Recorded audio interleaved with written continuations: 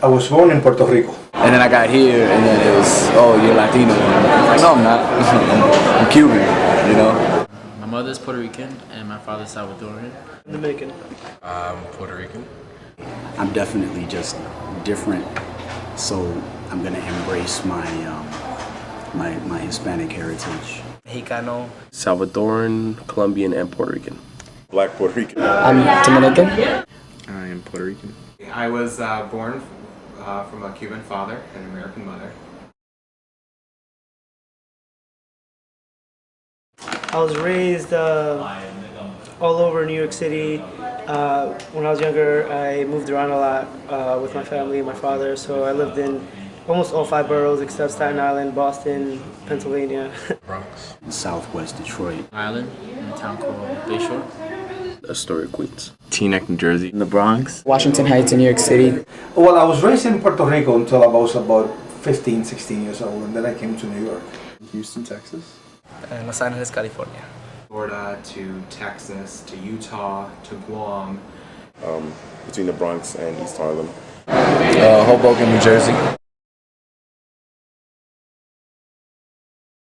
Since my father was military, I grew up on American military bases. So the people that were mainly around me were all, American members of the military. We stayed close together and stayed in the YMCA and just did things with, a regular military family. But growing up in New York City, among other Latinos in the community that spoke Spanish and so on, I didn't really have any real problems or issues. There was the constant dangers that there are today, gangs that existed then and exist now. I was never a gang member, but not being a gang member has its own dangers. And so I was always, running to school, running back from school, running to the store, running, just dying to get home where there was certain safety. But yeah, that's about it. I think I had a pretty good childhood. A lot of my friends growing up really didn't focus on academics. I got into trouble like when I was a young teenager, because the people I grew up with were, they were just my friends growing up, but they eventually just hung out on the streets, did things like that, and growing up where I grew up, there wasn't really much for people to do. And my academic course load really wasn't that hard, so my first priority was, get my stuff done. So I still had a lot of time to do stuff, and like I said earlier, my parents gave me a lot of freedom to be who I was. They always stressed, you're going to be who you are, and you can't really hide the world from people. So I had to learn a lot of things on my own. I got arrested a couple of times when I was younger. I'm actually pretty lucky. I wouldn't be here right now if things didn't go the right way, but I was in the youth house for about a month. So that kind of was really tough on me. I was 14, going on 15, getting straight A's in my courses, playing baseball, playing football. I had a lot going for me, and it kind of took a lot for me to realize, the opportunities I had, because it seemed a lot easier to just go with the flow and do, things your friends did. But once I realized that, I feel I really matured. It was an experience I feel people shouldn't really have to face, but it kind of changed my life. My dad passed away on my 2nd birthday. He was murdered, and my aunts used to say that if I wasn't born, he wouldn't have to have gotten the cake, and thus, he wouldn't have gotten murdered. And my cousin applied to Cornell, and she didn't get in. So when I was applying to schools, my aunt was telling my mom, don't let him apply, they're just going to break his heart because he's not going to get in. Jazina didn't get in. So, that really offended me and my mom. So I was like, I'm just going to apply to Cornell just to do it. Maybe I won't get in, but at least I tried. Then I got the acceptance letter, and I was just like, told you. For the most part, my father died in 2003, and I was pretty much raised by my mother till from about 2. I mean, my father was always there, but he wasn't always there. He raised me here and there. For example, when he was alive, probably from 2000 till 2003 when he died, I started building a better relationship with him. But even that relationship was only during the summers. You know, that I would go visit him in the Dominican Republic, and you know, I'll spend the summers with him. But it wasn't anything where I actually lived with him. For me, it was bittersweet in the sense that it obviously is sad losing a father, but at the same time, like it was kind of sad losing a father, but especially for me, seeing as that's when we mainly started to reconnect again. You know, I was a 14, sort of considered myself a young adult at that age, so you know, you start having that closer bond, and then you know he was taken away, so that kind of really upset me. But at the same time, I tend to be more of an optimistic person, so I took that and you know sort of switched it around. I'm like, well, you know, I'm gonna make sure that I make him proud, and that I use that as motivation to sort of get to where I'm now so far and to where I'm gonna be in the future. I feel like, I mean, it's weird. A lot of the values that I've learned from him have been because of him, but not because he has shown them. Grew up very close to him, but my mother pretty much raised me. They were divorced at a young age, and I mean, right now, my father passed away in 2002. It sucks. I mean, I don't know. It's kind of need that male figure.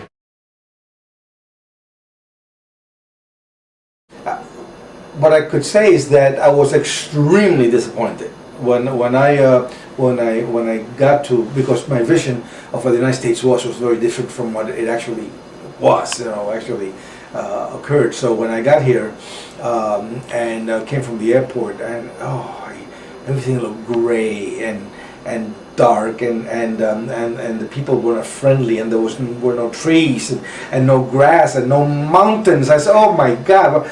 So for the first year, I literally cried myself to sleep every night. I cried myself to sleep every night. Just you know, I begged my parents to please send me back. Please send me back. So you know, it wasn't very pleasant. At the end of the day, of course, I couldn't speak English either at all. So as time progressed, and I got a little bit into my junior high school and high school, I began to pick up more of the language, and then the time came when I didn't even think about going back at any particular point until I got a little bit older, and then I really wanted to go back, and I did. I see myself as a person torn between a few places. I have family in Mexico still, and I have family in Florida. My mom's side of the family immigrated to Florida. And so as I was growing up, I guess my identity kind of was torn between two places, trying to figure out where I really fitted in.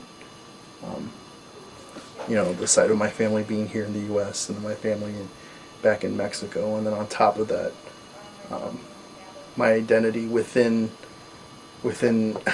I guess Latino Hispanic culture is kind of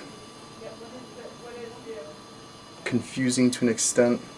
I guess my experience with it, because people don't find me, when they see me, they don't think that I'm Latino.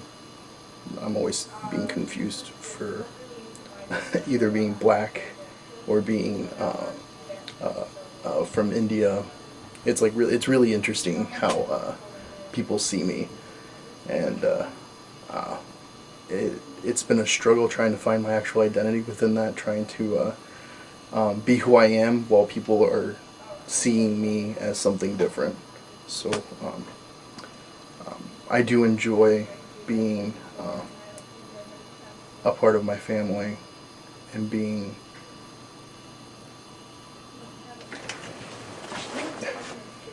it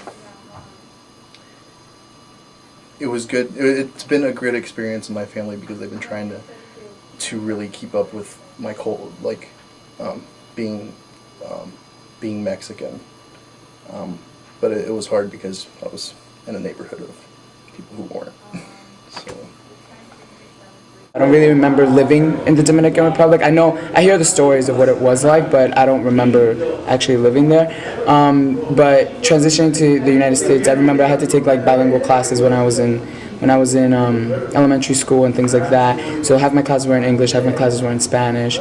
I hung out with a lot of Dominicans. It was Washington Heights, so it was just like a very Dominican area. So my Spanish is also really well, just because like I spoke Spanish with like the majority of my friends were just Spanish speaking for the most part. I guess moving to Montville, New Jersey, I was very accustomed to, baggier clothes.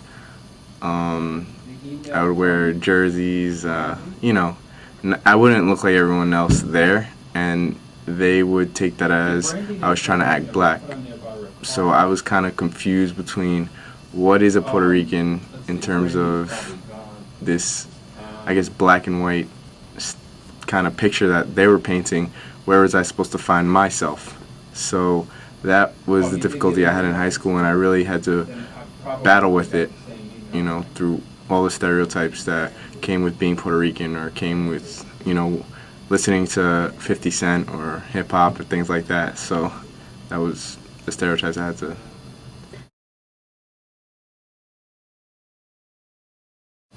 Wow. Wow. pretty personal, but honestly a virgin. I mean, this might sound kind of rude, but like growing up, a lot of my friends had sex early. A lot of girls had sex early. It was just, if you weren't doing that, you weren't cool, or there was something wrong with you. But I feel like that kind of has a lot to do with girls maybe not seeing their worth, their respect for themselves, or something like that.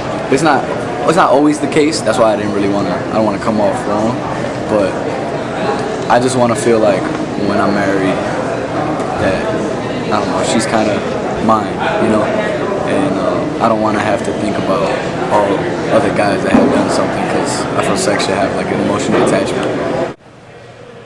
No tiene que ser virgen, nomás tiene que ser una mujer digna. People think about this quite as much as they used to. And I guess what I'm doing is I'm speaking in the scope of American men, American Latino men, right? I do not hear this come up in conversations. Even when I was, in college just under 10 years ago, I don't recall this being such a major point of emphasis. So in short, my answer would have to be no. But if I think about, well, why at one point was that important? It probably has to do with, men wanting to be the most incredible partner that a woman has ever had. And of course, if a woman has never had a partner before, that's by default what that man will be. So I'm sure that at some point it was important, but I must say I just don't think it's important now. I do not hear it come up. And I have daily interactions with young men as a student services professional here on campus. Not that we talk about this type of thing all the time, but we get deep sometimes, and it just doesn't come up. One of the stereotypes, I guess, that I've seen so far has been the machismo stereotype. The idea of being like a strong man has been it's been influenced more and more as I've gotten older. I want to know how to cook and know how to clean. I'm a little bit machista when it comes to marrying. I'm like thinking of partners and expectations of a wife and partner. But I don't know if that's necessarily a bad thing. But by no means am I like saying like I won't be able to contribute. I'm not going to just sit there and be king of that. Well, okay, I would like to feel like a king, but I'm not afraid to, be a servant to my wife and cater to her and also help her out when she needs it. So it's like a push and a pull, but as long as there's open communication between us two, I don't think it'll be a problem. Es muy, I say old school, porque como dije antes, él cree que las mujeres o la mujer ya casada tiene que tener sus responsabilidades bajo la casa y los hombres tienen que tener sus responsabilidades como trabajadores y proveedores de la comida y de la protección de la casa. So, eso es lo que me enseñó desde muy chiquito, de proteger a mis hermanas porque eran las más chicas y yo era el hombre de la casa, aparte de él, y que tengo que obtener una buena educación para obtener un buen trabajo y soportar una familia. Most of my family is strictly Catholic, and growing up, I always had to go to mass with them.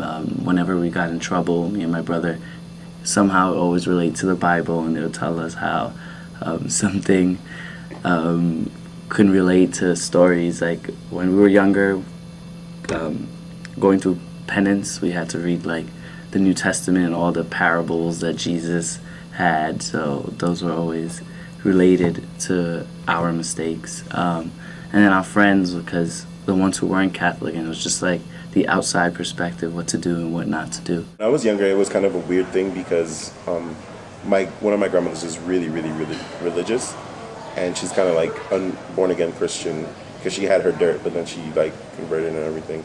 But then my other grandmother is a santera, and so she does santeria. So I saw santeria, and I thought it was really interesting that you could, have like these different rituals and stuff outside of Catholicism, or run in tandem with Catholicism because they kind of coincide with the same structure.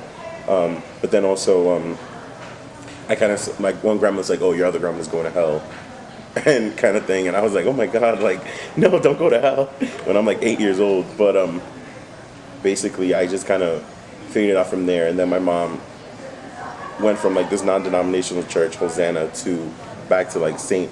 Mary's or St. Anne's Cathedral. So I was baptized when I was 12. And like, I didn't know why I was fucking baptized, but I was. And I got my baptism, but it went no further than that. I didn't do my communion, confirmation, anything else. So I kind of have like this smorgasbord of like religious experiences where, I'm mainly Christian, but coming to Cornell, I've like brought up my horizon. I grew up in a strict type of church setting. It wasn't Catholic, it was called Pentecostal. And basically I was born into it since I was a kid. My parents were married in the same church that I was raised in, and my mom still goes there, and my brothers still attend. My dad doesn't go to church anymore, and I hardly go anymore. So I learned a lot of my values through that. I have two older brothers, so we all were raised, and we don't steal, So I feel like it was important to have religion growing up because it really taught us to be good people, no matter what road we're in now, whether it was college or not. It really taught us how to live the right way. When I go back home, I try to go all the time for my mom and for her sake. And I do get kind of emotional when I'm there because I'm just like, damn, I'm such a sinner, but it's not that big of a part of my life right now because I'm just so busy with other stuff. So. He perdido la fe. Person who, funny, makes people laugh. I don't necessarily need statues. I don't need, anything. Although of course everyone would like, a legacy of sorts. But ultimately, if I could be remembered just by one person that I actually affected that person, like what does a statue do for somebody? Nothing. It's just there. Like so many statues around Cornell that and benches and whatever. Like that is nothing for me. But if I can say that I changed your life and you remember, and you remember me for the rest of your life because Hansel, changed my life and affected my kid's life, that's fine with me. That would be the world to me actually. A strong patriarch of my family, an artist who had something to say. I think I want to be remembered as that guy who everyone could come to just for anything, to laugh, sweet. I think my smile, or just the way I am.